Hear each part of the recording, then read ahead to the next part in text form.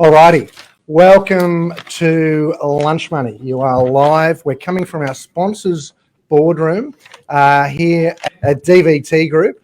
I've got two very special guests today. Now, if you watched the last episode, last time we did this, we had microphone troubles.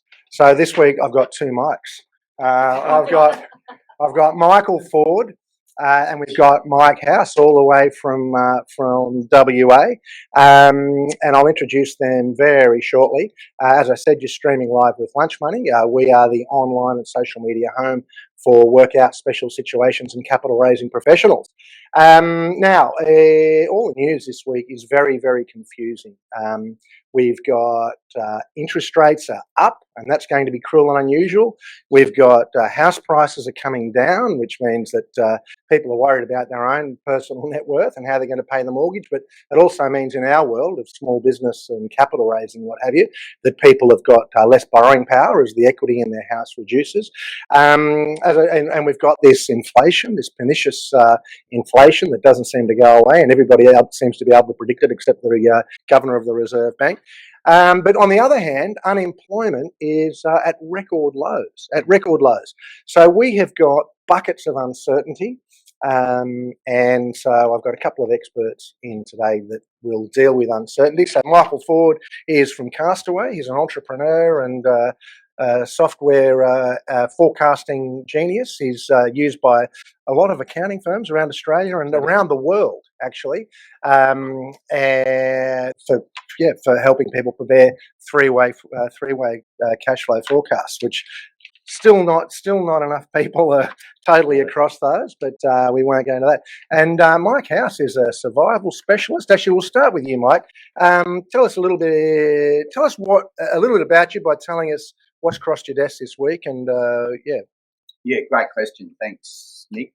There's been two really significant things, I think. So I do a lot of work these days with leaders, developing their capacity to handle uncertainty and pressure, which is what we're talking about here today. Probably the two significant things are a lot of people are saying the discipline to sort of break out of the short-term reactive view that COVID and related responses has kind of held us in for so long. And I think that's really hit you folks over on the East Coast with pretty much continual emergency response states with COVID and fires and floods, and it's just been one thing after another. So getting out of that reactive responsive kind of mode back into a more long-term strategic way of looking has been one thing, and then the other one with the employment status, as you said, really, really difficult to find and keep the kinds of people that you need to keep your operations going, and that seems to be fairly global from what I can gather. Now, just talk a little bit about that. So, in your day job, so tell me how you get engaged to deal with those sorts of issues. Yeah, so I guess 20 years background in survival instructing has given me a lot of insight into how people operate under pressure, and particularly in those states where we've got to be reactive, and we've got a lot of hardwired mechanisms in our body, our physiology, our brain that sends us there pretty readily when the pressure's on. And it's not necessarily the most useful thing, unless we're actively running away from something that is genuinely a life threat. That's not particularly useful. So leadership teams engage me to work with them about, how do we calm the farm? How do we inject a sense of certainty into how we operate as a team? How do we operate as a business when we're out facing our market and the circumstances that we're in, and even each other internally, in a way that creates certainty despite the fact that there's none around us?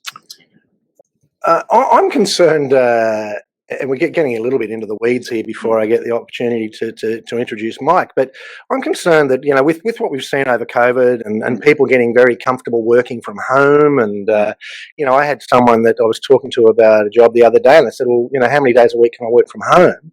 I'm trying to think, I don't know. I know that you've survived all sorts of weird and wonderful situations. I think one of them was something aquatic was involved. If you've got a number of people and they're all needed to pitch in to survive. Is this sort of attitude of, oh, look, I don't think I'll come in today. I want to work from work. How does that work in a Do you think that people have got the right levels of motivation, or am I just misreading it? Oh, look, I think it's really variable at the moment, Nick. We're certainly seeing that a lot of people have pushed back from wanting to be and feel busy, and I think that's across leadership as well as deeper into organisations. For some people, there's a bit of a sense of really bobbing in the wake after the last couple of years, and there's some stresses that have gone along with that. Mm. And I think that'll take us a little bit to recover from. Primarily, I reckon motivation, part of it's internal, but I think really one of the big things leaders can do is to inject some certainty into their teams, is to be really clear about who are we and where are we heading and how do we do that together. And people will either buy into that or not. And if they're bought into it, it kind of doesn't matter where they're located, I think. That said, there's some enormous value in being face-to-face. Some of that organic work that you can do in solving problems and building culture and understanding each other is much, much easier done face-to-face than it is remotely. Okay. Michael Ford, tell me what's been keeping you busy this week? What's been crossing your desk? It's been a big week. We're in the tech sector, so we're kind of feeling all the roller coaster ride of the tech sector at the moment. What I'm seeing is really, there's definitely two speeds. One day you'll see the headline saying some major tech company is shedding 25% of its staff. We had this just Wednesday. Some people in the accounting tech sector announced they're removing 25% of their staff. On the other, and last night I'm speaking to people in the UK who are out there trying to raise funds, raise £70 million for the next stage of growth. Now, tech is an interesting sector because there's been significant overreach, I reckon, the last 5 years. The capital providers have been putting so much money into organisations, allowing them to be loss-making for a long time. Suddenly, it seems, the whole world's changed. We're now, the investors are focused much more on profit generation, reducing burn rates. It's no longer good enough to run losses for many years in the hope that one day the hockey stick curve kicks in and your valuations rise. So, I mean, tech's almost the most extreme at the moment. Construction, I was talking to someone yesterday in construction, and at a practical sense, this is the CFO of a construction firm. What she's finding is her board is starting to ask different questions, which is the right thing to do. They've been doing budgets and forecasts for a long time, but now they're starting to get a lot more into what if scenario modelling and the like. And was it back in the 70s, scenario modelling became sexy and then it stopped being sexy. I think it should never have stopped being sexy. Those skills in lots of companies have atrophied. The ability to handle scenario planning, handle multiple truths at once, multiple future paths and design paths for them. That's really, those things are really coming up for me. So some businesses are doing exceptionally well right now. They've taken advantage, or the odds have swung in their favour. Others are really struggling.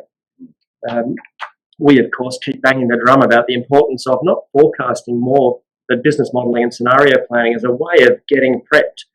And thankfully, I think we're hearing the message is starting to land.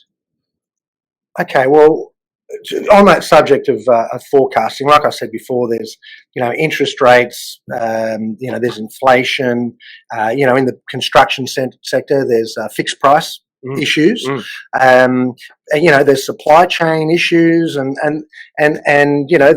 then people trying to grow have got employment issues. I mean, so there's no doubt that the uncertainty index is a lot higher than it's been in a long time, in many years, possibly even, back to the GFC. So with all this business uncertainty, does that make forecasting a little bit redundant? I think on the opposite, or I'd take the opposite view, that it's more important now than ever.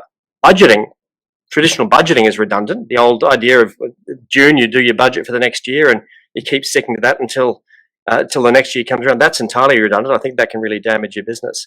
But forecasting is super important because it's, to me, never been about trying to predict a certain future. It's always been about preparing for multiple uncertain futures. So forecasting is right, modelling is right. I think we've got to adjust the way we do it, however. So often the arguments inside these organisations we deal with are about which number should we put in the one forecast. Our answer is there is no right answer. Pick a scenario, do a forecast for that scenario, work out your roadmap and your game plan, and then go move to a different scenario. So it's very much about holding multiple truths in your head at one time. That's to me like forecasting is never about just getting a bunch of numbers on paper. It's about deciding your game plan in advance. Well, it's interesting. I mean, I think it's Mike Tyson that says that everyone's got a plan until you get the first punch in the mouth. Absolutely. And I know I have heard you say before that, forecasting in itself, just sending one forecast. I mean, in the military, I've never been in the military, but you've always got different scenarios. And I think that, you've got to plan, well, what if the enemy responds in this way? Or what if it's raining on that day? Or what if, I think the D-Day landings had a whole bunch of contingencies. So certainly that's an aspect. Listen, I just wanted to remind people that we're live streaming. It's Lunch Money. We are here in the boardroom of DVT Group. They've very generously sponsored today's live show and provided us with a few people to join in, who I'm going to ask each one of you a question before this show's over. So I hope you're thinking as to what your questions are going to be. And if you're watching live, you can also pop a question in the chat, and we will get to that.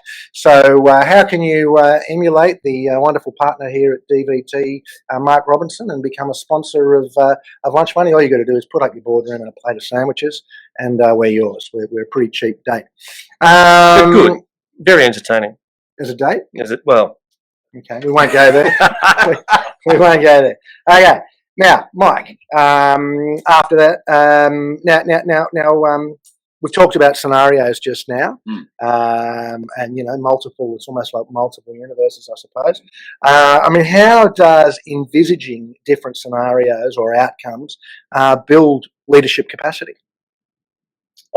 Great question. I think it's a really useful thing to do, to the degree that your psychology can handle it. So one of the things I notice with this is people will sometimes go down the rabbit hole with scenarios and get worked up over the possibilities of disaster and catastrophe as well as success, and that's not necessarily useful. So I think there's one of the limiting factors is what's the mindset I'm engaging it with.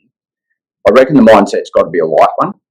So imagine that anything almost could happen, but then don't hold on to those outcomes too hard. The problem comes, as Michael said, when we try to predict rather than just envisage what might be possible. Predictions are something that humans love. We saw this massively at the start of COVID, where people were predicting when it would all be over by, and some of those early predictions turned out to be way off the mark. But we love to try and get a sense of certainty by going, here's what's going to happen. And the reality is, no matter how good we are, we can't predict in that kind of way. So thinking through possibility, what could happen to us, how could it unfold, absolutely worst case scenario, a couple of really harebrained random scramblers. What all that's about is how do we maintain some sort of mental flexibility so that whatever happens to us, we're not caught off guard or caught by surprise. And I think you mentioned military before. I do a lot of work with emergency services organisations who do this stuff really, really well. They'll drill for scenarios. We did one in Port Hedland, a northwest town in Western Australia last year, where we were forecasting a Category 5 cyclone hit precisely at high tide, which has never happened, but it absolutely could. It's an extreme scenario, but not beyond the bounds of possibility. And what that does is it just gets everyone thinking about, okay, what would that look like? How would we respond? What are the important levers that we could pull? What are the critical pieces that we need to get up and running? Who can rely on who for what in those sorts of circumstances? And then plan from that kind of thing right through to what's the best case. And then my old man, who was a very successful farmer, used to always say, and then in the middle, you just got to accept whatever happens. Yeah. Yeah, certainly farming's one of those things, isn't it? I mean, you can. I mean, the weather forecast. I know as a citizen, the weather forecast is so unreliable. I mean, God help the farmers trying to predict stuff. We did have a comment there. I threw it up a little bit before from Kerry Fleming. Thank you very much, Kerry, who said, I think scenario planning and contingency planning is one of the most valuable tools of a business. So thank you very much for your comment. Just so Mike, I mean, obviously you're, I mean, you prepare, you've got software that does cash flow forecasting, so that's a bunch of numbers, and you speak with a lot of accountants and people raising capital and that need to prepare these forecasts. I mean, what financial practices do you come across that that have sort of set the markers for success versus set the markers for failure or lack of success? Really interesting. I mean, there is a whole, there's a bunch of capabilities we see in the most successful companies that are almost exclusively missing in the also-ran companies. And they're simple, but you'd summarize them in one way, that in many companies, the finance team or the numbers team is the caboose on the back of the bullet train. They're the people you put in the back corner, and you don't really give them much light and much water, and they just do their jobs and put their spreadsheets up. In the best companies, we have a combination of things. So one is regular, ongoing rolling forecasting. Another one is strong focus on KPIs, but knowing the strength and the weakness of KPIs. So a robust KPI system, which doesn't just set targets for people to adhere to, but actually it encourages people's decision-making and behaviours. Another one is communication of the financial position of the organisation. Like as businesses, we're trying to score. There is a score we call success, whatever it happens to be for you. So it makes no sense to me that we get people on the pitch playing without telling them how to score, without telling them the rules of the game, and without reflecting, without helping them understand what the numbers actually mean. Well, okay. Well, let me take a breath. Let me ask you a couple of questions there. I mean, as a financier, we often, particularly in our space of lending into distress scenarios or special situations, relying on historical financials isn't going to get you there. And in fact, the reason people are talking to me is because, whether or not they're buying a business or, turning a business around, looking at the historicals really it's useless, I mean, so then it's a matter of sometimes I'm going to ask for a forecast, which is never a good sign that they haven't got it at their fingertips. There are other times when they produce this wonderful document that's got colourful bits all over the place, and I'm asking myself, how much of this are they actually using, and how much of it is they've got a package and they've chucked some stuff in, but they're not really using it. And I don't know whether or not they're, I don't know if they're understanding or if they're even communicating it to their team to keep score in the way that you're suggesting. So, again, going back to that question of success or failure, and with that in mind, I mean, do you see that? I mean, do you sometimes walk away thinking, I'm just not sure these guys are, they're going to use all the tools, but they're going to actually use them for anything else but producing a pretty presentation? Every day we see that. We get questions from people saying, how do I do a really fast forecast? Because advisors, accountants think that the way to make money is to press a button, have the system put out the numbers, and then they can package it up and send it to clients. Nothing could be less valuable for the organisation. To me, that's fun with maths. It's not forecasting. When we set out to help people with forecasting, we say, get away from the computer. You've got to think about telling the story of the business first in words. If this happens, this is what we'll do. We get people to think about forecasting the do nothing different scenario first. So they decide the roadmap or the scenario they're thinking about, the economic situation. And then we ask, what would your business look like if you do nothing different? Will you naturally grow? Will you naturally decline? That's almost a SWOT analysis without making it formal. And then we say, given that situation, what are the things you could do, the initiatives? Let's imagine more initiatives than you can possibly fund or resource. But let's put them all on the table. It then becomes a much more useful strategic process. And look, when you're receiving sets of numbers from people and you ask a couple of questions, it'll be readily apparent whether they put any thought at all, whether it's just 5% growth across the board because that seems nice, or whether they can explain to you, we're putting prices up by 3%, we're expecting volumes in this product group to change, margins are going to change in that, which has this impact on inventory. I want people to be able to tell the story of the business way before they get to putting those things into numbers. Well, the other thing is too, of course, that it's one thing to have a forecast profitability, but if a business does have underlying issues, you want to be able to surface those, in the good old three-way and the rolling balance sheet and all that sort of stuff. Now, Mike, we've talked about these different scenarios, and obviously this is a very important part, and Michael's made that clear. And we do have uncertainty, right? As I said before, there's just we've been talking about it since the pandemic. I'm sick and tired of using that word, but the war in the Ukraine began at the beginning of the year. We've got this Taiwan stuff going on, and God knows, like as I said, the Reserve, actually, both of you guys need to go and visit the governor of the Reserve Bank, because this time last year he was saying interest rates wouldn't go up until 2024, which is quite remarkable. So, but I'm sure that they're wrestling with uncertainty, Mike, what, I could ask you, what would you be doing? What would you do if you were advising the head of the Reserve Bank? But we won't get personal. I mean, what can leaders do to help create certainty for their teams in these sorts of times? Yeah, I think that's a really critical skill set for leaders to consider in times like this, Nick.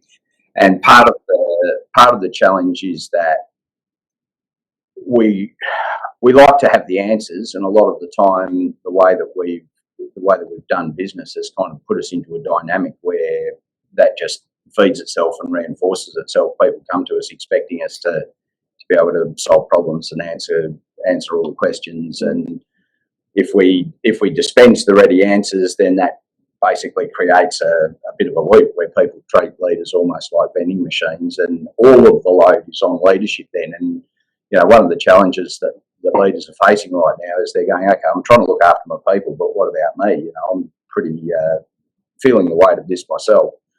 So I think there's a few things that we can do that are critically important around this, and all of them reinforce psychological safety in an organisation. So that's not only the fact that we don't suffer any damage from being at work in a similar way to physical safety, but more importantly, and I think way more importantly for owners and leaders, it's about people will speak openly. So if they see a problem or they see a solution, they'll tell you about it.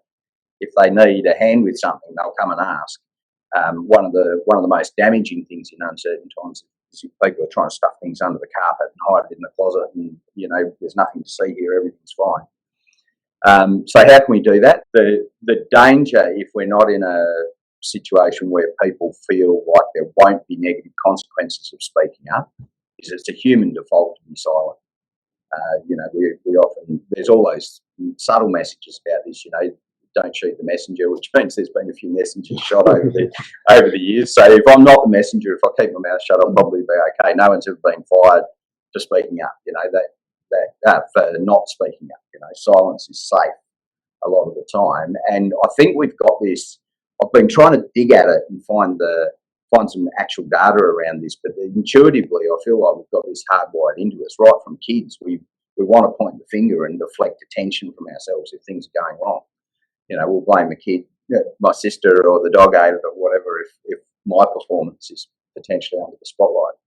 So I reckon leaders can do a few things around this, Nick. We can focus on very, very clear messaging about direction and ideal destination, and that's recognising that, especially in uncertainty, it's probably more like paddling a river than riding a tram.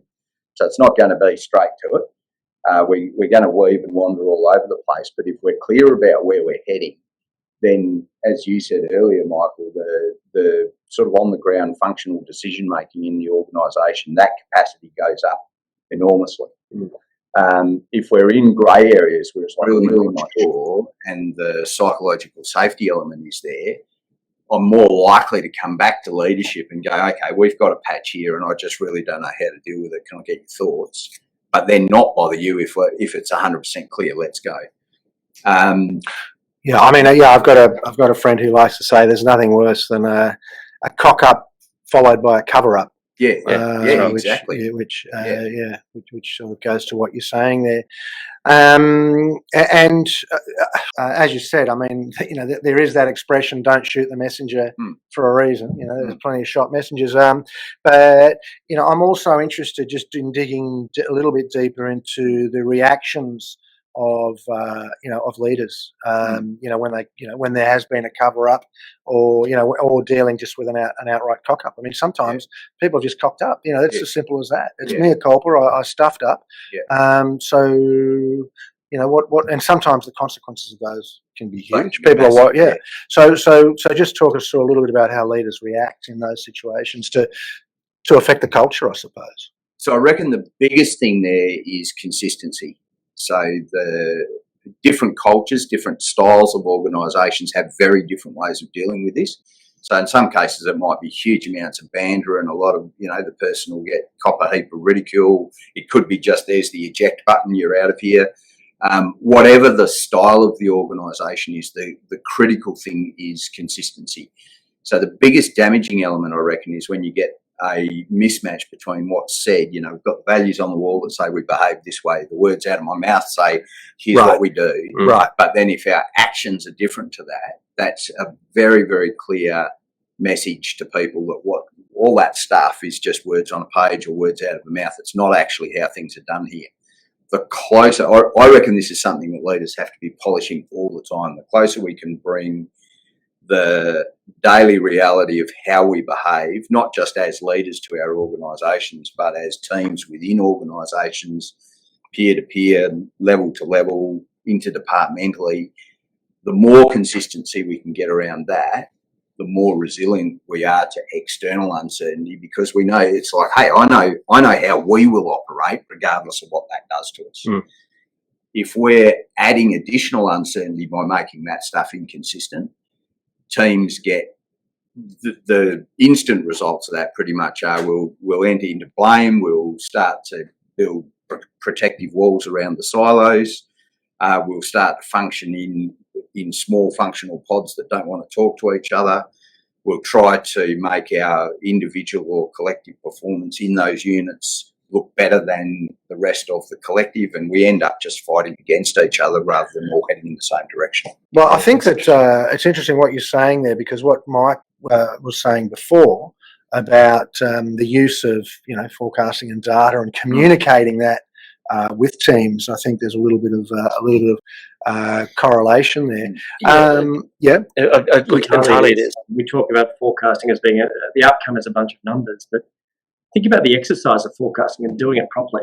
You're getting multidisciplinary teams, people from across the organisation, sitting down, identifying the problem we're trying to solve. It's a phrase we use internally all the time to get people to focus not just on the instant reactivity that they can do, but what's the bigger picture we're really trying to drive to. So forecasting is, as I said, it's about storytelling inside the business. So you get more people spending more time thinking about what are the risks ahead of time, what are the opportunities ahead of time, where do we want to bias our action, how do we nudge towards opportunity away from risk.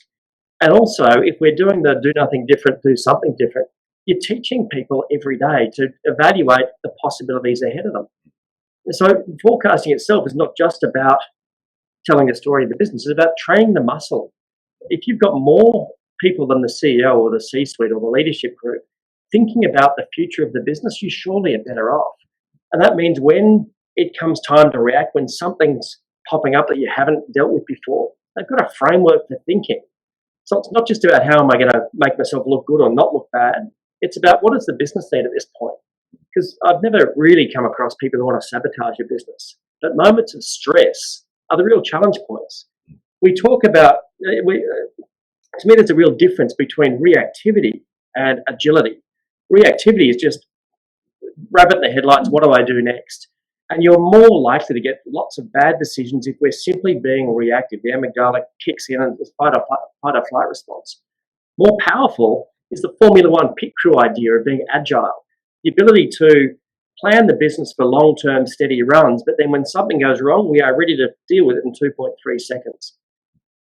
That is a massive difference. And I've dealt with organisations where we've transformed them. It's taken years to transform them from reactivity to agility, but the benefits pay off long-term. What, Mike, I know you bought a few books there. Do you want to just hold them up to this camera here? and maybe just tell us a little bit about how they sort of fit in a little bit with what we've been talking I'll about. hold them for you. Actually, Good work. Mate. I stole your Unshakeable there for the name of this the show today. So the two of them, the red cover there is Thrive and Adapt, which was the first book I wrote, and it's basically my observations straddling the worlds of survival instructing and change and noticing what people do under pressure. And it's a tactical toolkit for leaders and individuals dealing with pressure. So pretty, it's down in the weeds. It's stuff that you can literally rip out. It really is. It's great. I mean, it's very, very practical. It's like a manual. It's like a field guide. The intent was to make it very, very usable so that the kinds of tactics and tools that are in there don't need to be implemented in any other way than pick them up and use them. They don't supplant any other systems that you've got in your business. They can run really well alongside. Unshakeable, I wrote when COVID started to unfold, and it's more about the leadership conversation. So how do, pretty much exactly the conversation we're having today, how do leaders inject a sense of certainty when nothing around them is? But it's also a little bit of a field manual as well. I think, I can't help myself. Having been a survival instructor for 20 years, I have to get tactical. It's like if I can't put my hand on it and use it, then I kind of go, what's it for? So I try to balance well-researched, evidence-based stuff from physiology, psychology, and a number of other fields with, is this something that I can actually pick up and use under pressure? And as a consequence, I end up doing, I said before, doing quite a bit of work with organisations that respond to emergencies because they find this stuff useful for their leadership teams too. Okay, well, www.mikehouse.com.au, mikehouse.com.au, but we will put a link in all the socials when we promote this. Okay, listen, I'm going to put you guys on the spot, and while I'm doing that, I'm just going to give these guys in the room here, anyone watching live, a last chance to fire a question in. Now we've talked about a whole bunch of stuff, dealing with uncertainty and forecasting and predicting the future and scenarios. I mean, how are you applying this in your business?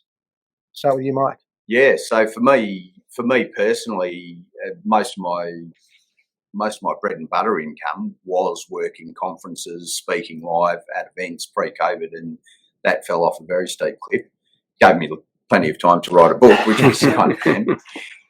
So that's a good example, I suppose. It's like, what can I do productively right now that keeps me useful and in view to the kinds of markets that I speak to? And writing a book was a good option. Not very often that you get that amount of time available.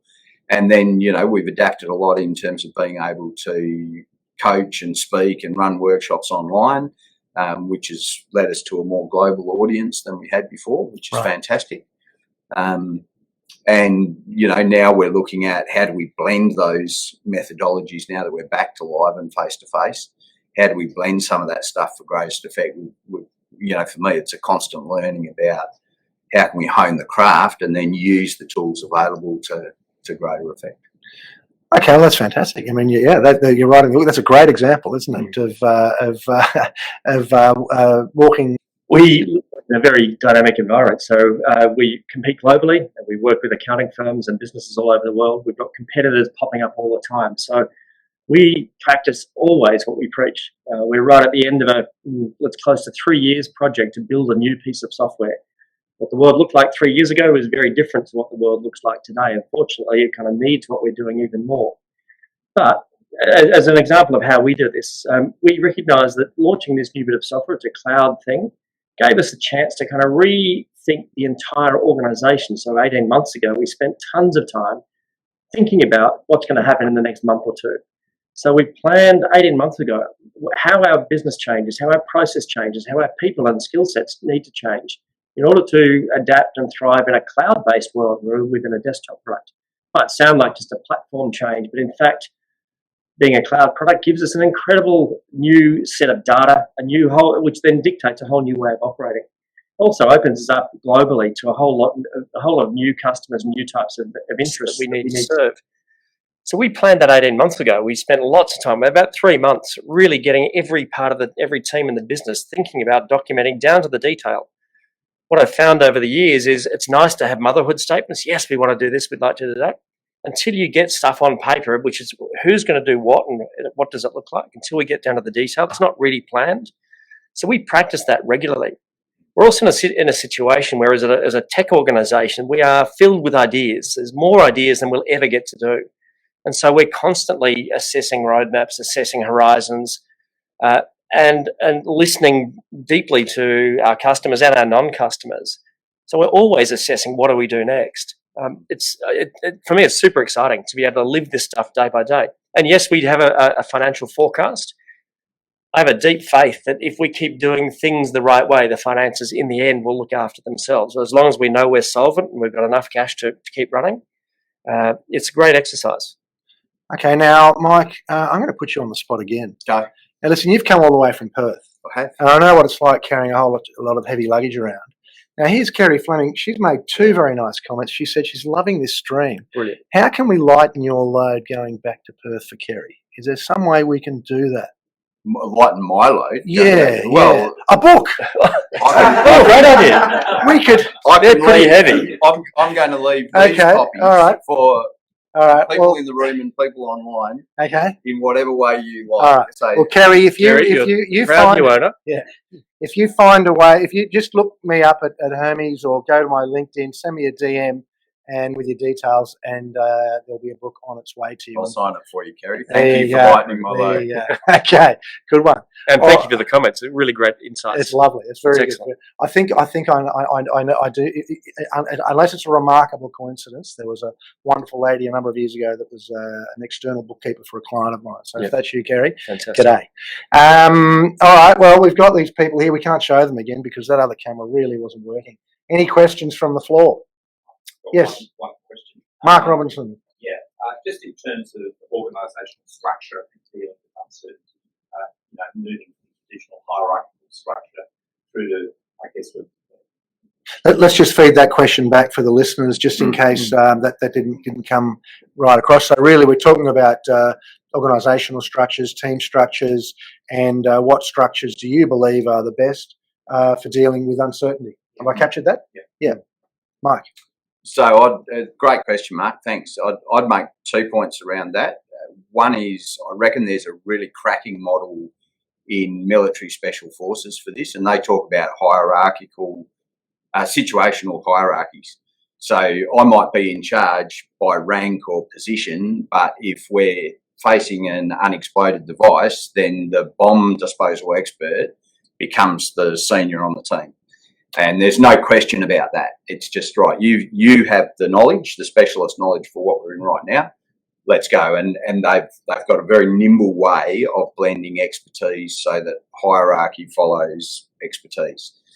Ray Dalio talks about that when he talks about things like believability, weighting opinion. So, listen widely to everybody, but give greater weight to people who've sort of been in the trenches and know what they're talking about and have got a track record. And I think the other one that we can do is to be very, very clear again, just about that kind of directionality stuff. So leaders the fire and emergency services do this stuff really well. They try to give an incident command intent statement, and that's preferably just a paragraph. And it's so clear that people on the ground can make decisions within their realm of discipline and responsibility that they know are aligned with where we're heading, and they're not going to get reamed for it, basically. So it makes for very fast, very nimble decision making on the ground. There's a great example. I won't actually pull it out because it'll chew too much time. But there's a great example in the book from a cyber response company in Perth where Brian Smith's, he's the CEO and founder of that business. His purpose statement for the organisation is exactly that. When you read it, you can feel in its DNA that anyone in his business facing almost anything would be able to make very fast decisions and know that they were on the right track and they'd have the backing of their leaders.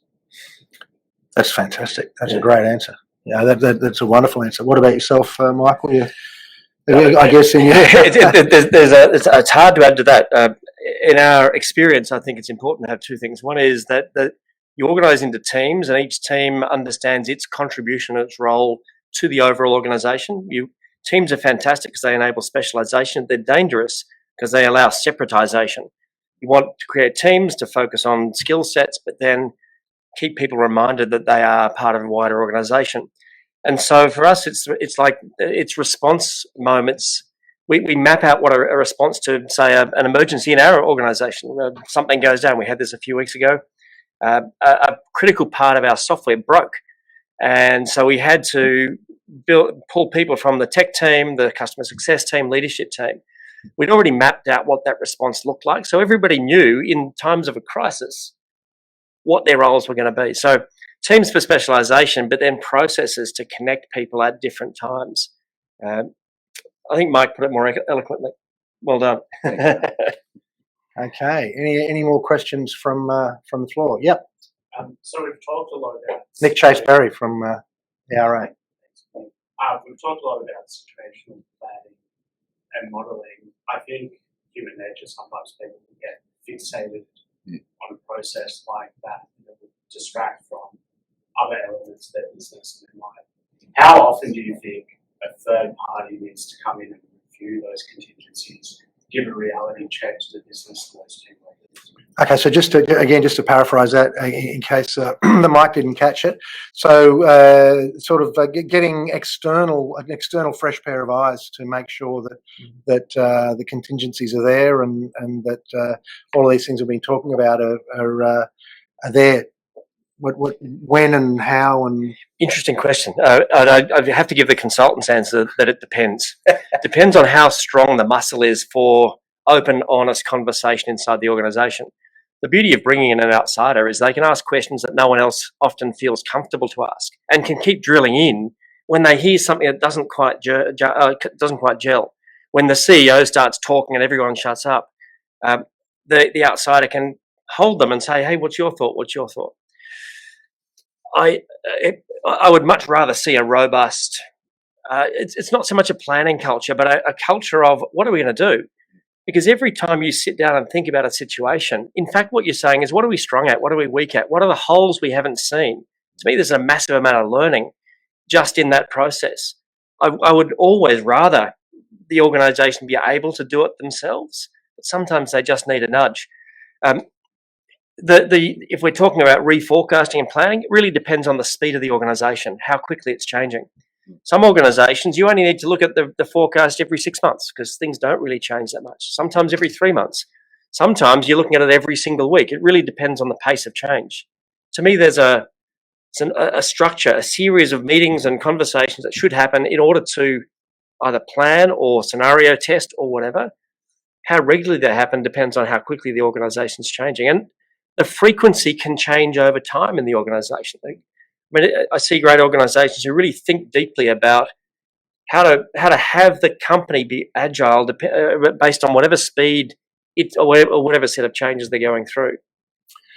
yeah, I mean, we're running out of time, so there's a whole bunch of questions I'd love to throw there. I mean, of course, one of the classic things with consultants is to get them in and to make sure they tell you what you want to hear, so that you can have this sort of external third-party imprimatur. So you've got to avoid that. The other thing is that, particularly in distress scenarios, I mean, sometimes a consultant can come in and tell everybody the bad news that the owner, manager, senior leadership team just haven't got the stomach to do, and so sometimes there's that.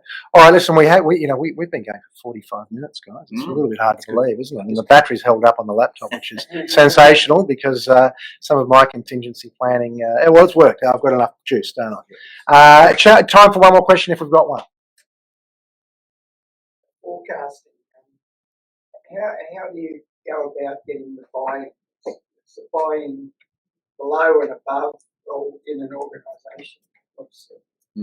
Okay, so when the person that's, I guess, putting the forecasting together, how do you make sure you've got the right level of buy-in from above and from below to make that process as useful as possible? I think that's about earning the right. If the forecast is seen as a set of numbers against which people can only be punished, it's never going to get buy-in. if it's seen as an exercise where you do the numbers and then the boss says, hang on, we need that 10% bigger and that one 10% smaller, so you don't really feel like your input makes a difference, of course it's not going to work.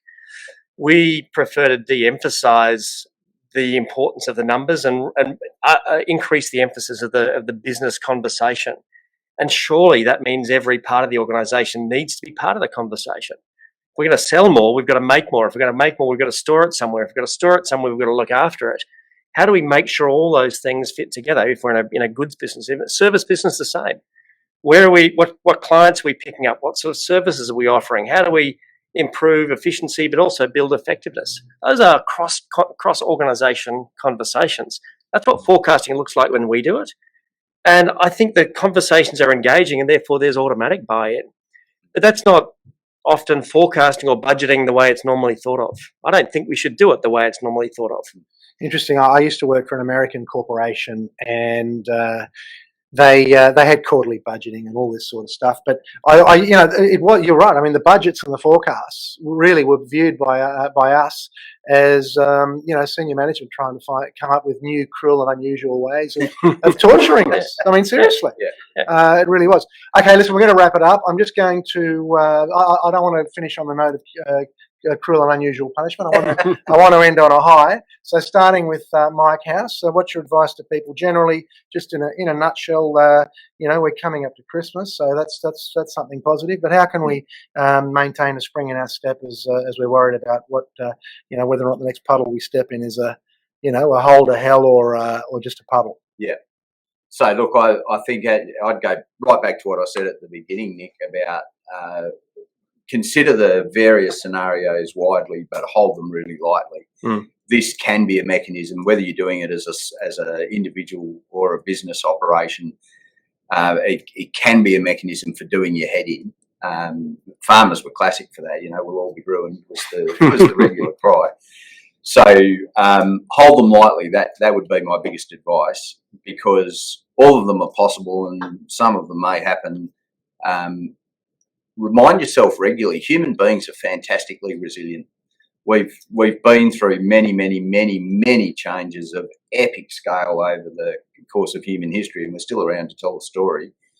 We're bloody good. We got this, and I think that's worth reminding ourselves of. We have the capacity, and we are very, very good at dealing with change. It doesn't feel comfortable when we're in the midst of it, but we got this. Okay.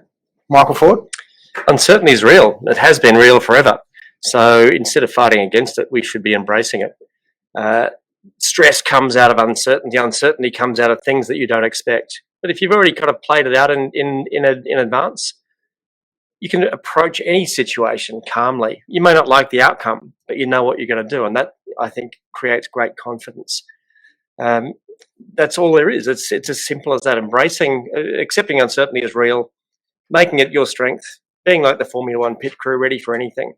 And that whole thing is quite a fun exercise and a fun culture. If you've got a business that is able to keep thinking about its future, there is a lightness to it. There is a confidence to it. Okay. All right. Well, look, just before we wrap up, I'll just remind people that if you would like to host Lunch Money in your boardroom and put on a plate of sangers, then let me know. It's always a little bit of fun to do it in front of a small handful of people. And I'm going to ask our massive audience here to give a big Lunch Money warm thank you to our guests, Mike House and Michael Ford. All right. Looking forward to catching up with you again soon. Cheers.